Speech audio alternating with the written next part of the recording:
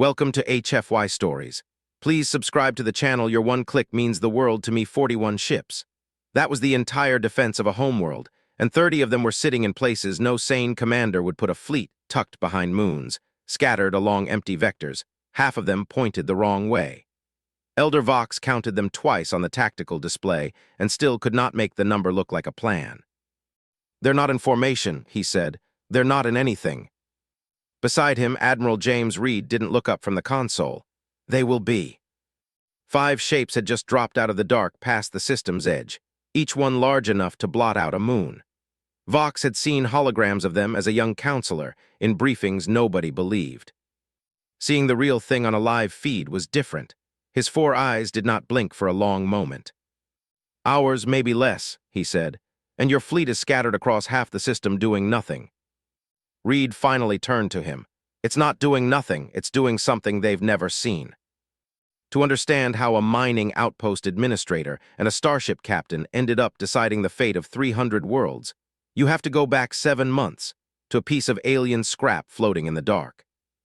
The device the crew of the Pioneer found looked like wreckage, a hub of dull metal with folded panels, drifting in what their charts called empty space.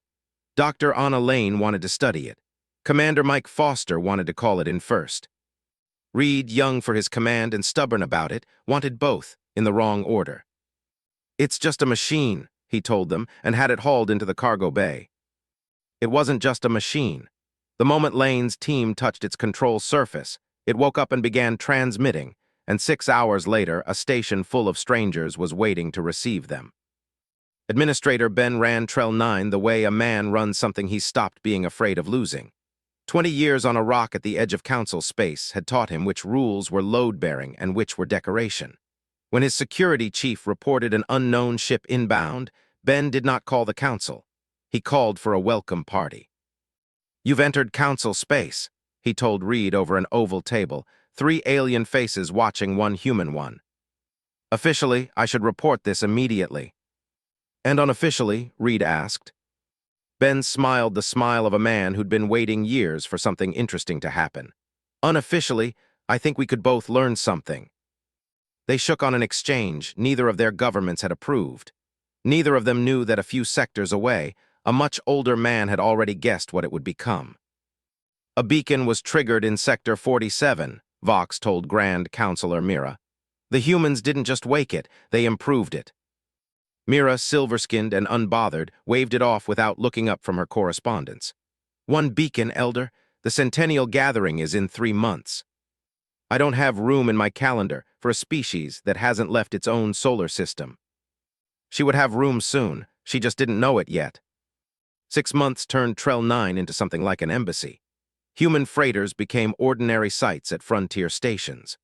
A religious order on a world called Valeri began weaving Bach into their ceremonies, and a young man named Trin sat up nights watching human broadcasts his father called contamination, and he called something else entirely. "They're not afraid of anything," Trin said. "That's what makes them dangerous," his father answered. "No," Trin said, "that's what makes them right." The council did not share the boy's enthusiasm. At the Centennial Gathering, Mira stood before 300 delegations and gave fear a better name. "A quarantine," she called it. "A temporary measure until human civilization can be properly assessed." Representatives who'd profited from human trade stood to object. Mira answered each of them with the same reasonable, unshakable calm, and Vox watched the vote pass almost unanimously, understanding exactly what it was and what it wasn't. It wasn't caution. It was fear wearing caution's clothes.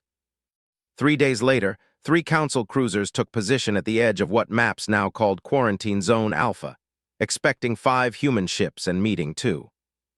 "They didn't take the warning seriously," the lead captain said, almost pleased.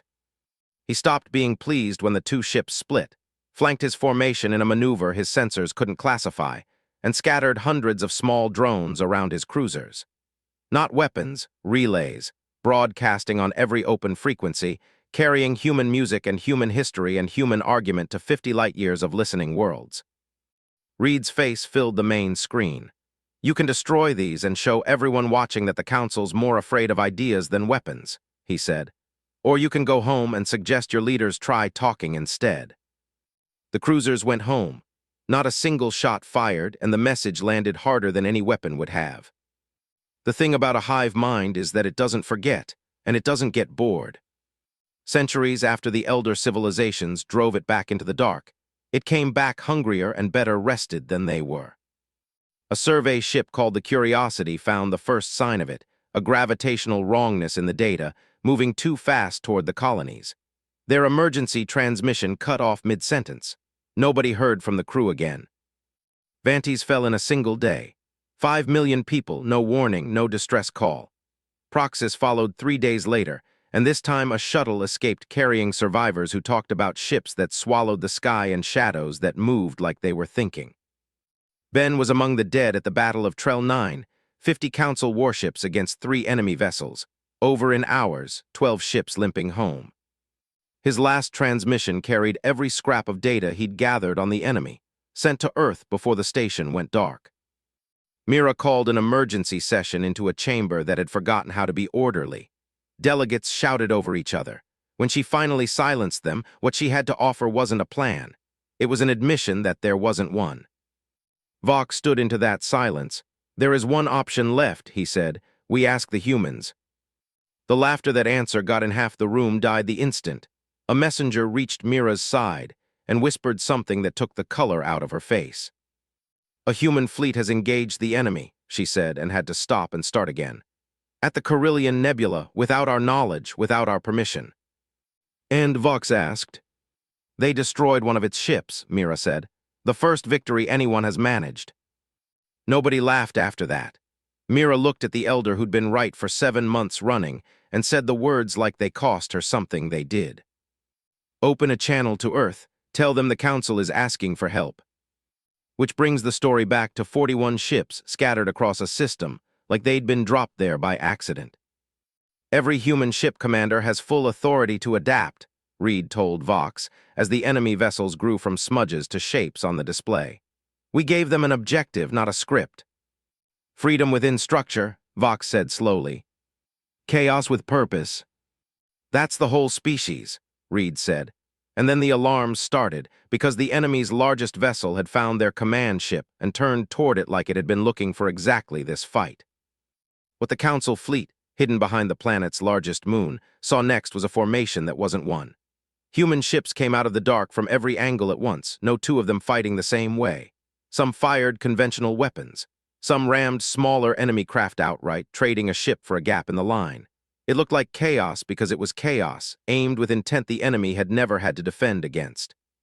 Inside the wounded flagship, a strike team led by Dr. Lane fought through corridors that pulsed like something alive, until they reached a chamber where a mass of glowing tissue hung suspended in cable and light, the mind behind every ship in the fleet. 3 minutes, someone warned. Lane placed the last device and didn't wait to admire her work. "Everyone out, now." The detonation didn't destroy the flagship outright. It did something worse to the enemy. It went quiet. Ships that had moved as one began firing on each other, stalling mid-maneuver, dying by confusion instead of firepower. Reed watched the line break apart on his display and gave the only order left to give. "Press the attack. Finish it." Within the hour, what was left of the enemy fleet fled back toward the dark it had come from, leaving behind 5 worlds Reed's people would spend years helping rebuild, and a council that had learned, at terrible cost, what its own fear had almost thrown away. 3 days after the battle, the chamber that had voted for quarantine voted for something else. Earth would join the council as a full member, with standing on matters of defense no other newcomer had ever been given. The vote wasn't close. Vox found Reed afterward at the edge of the same viewing window, where Mira had once dismissed him in a sentence. "You didn't win us the war," Vox said. "You won us a way of surviving the next one." Reed didn't answer right away. On the table between them sat one of Lane's quantum relays, recovered from the flagship's wreckage, its light finally steady after a battle that had nearly burned it out. He turned it over once in his hand and set it back down, facing outward, toward the dark it had helped silence. "Then let's hope we remember how," he said, and left it there, still transmitting, waiting for whatever came next to hear it.